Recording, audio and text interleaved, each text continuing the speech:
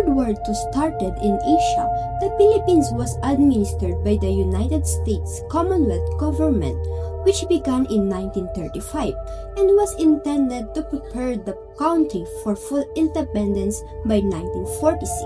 This was a time of progress and optimism. But one question remained.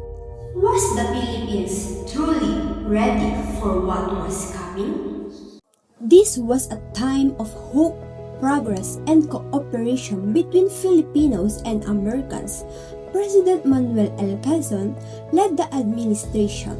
The Philippines made big steps in improving its education system, government, and other important institutions.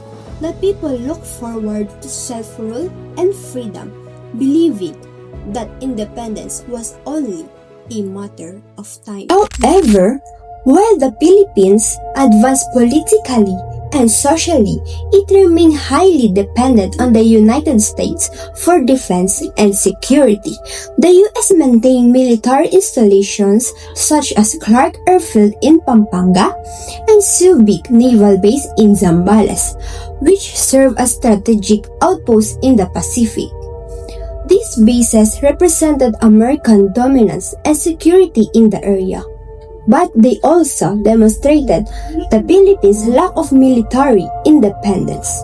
Many Filipinos thought the United States would always protect them from outside threats, but Japan's expanding ambition would soon put this belief to the test. At this time, the Philippine Army was still new.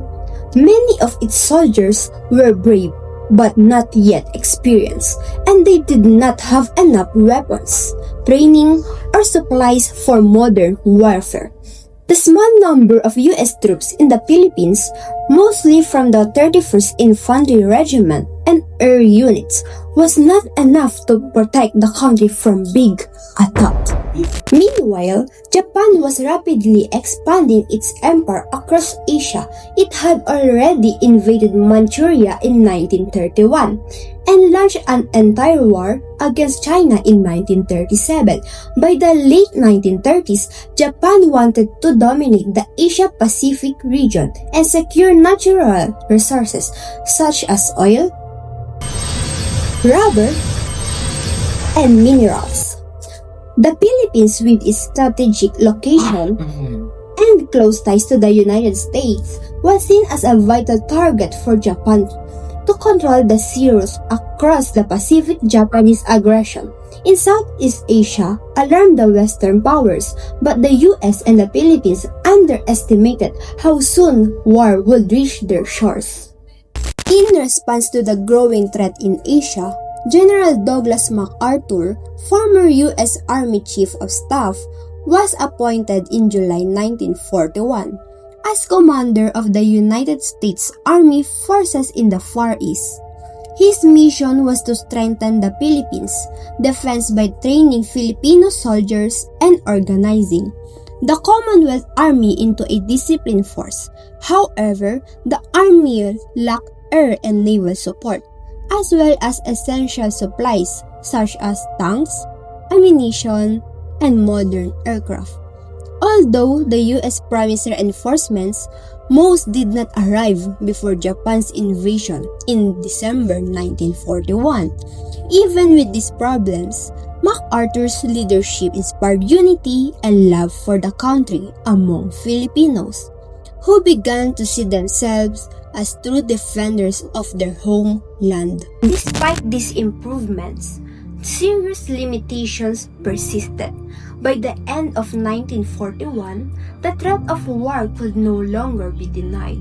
The Philippines and the entire Pacific were at risk from Japan's expansion. American officials issued a warning that an attack was approaching across the seas.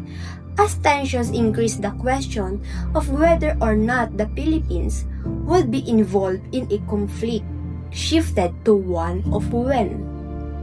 On December 8, 1941, Japanese aircraft tore into Philippines skies. 10 hours after Pearl Harbor was bombed, It was the start of the invasion. In a single day, the Philippines shifted from the promise of independence to the harsh reality of war.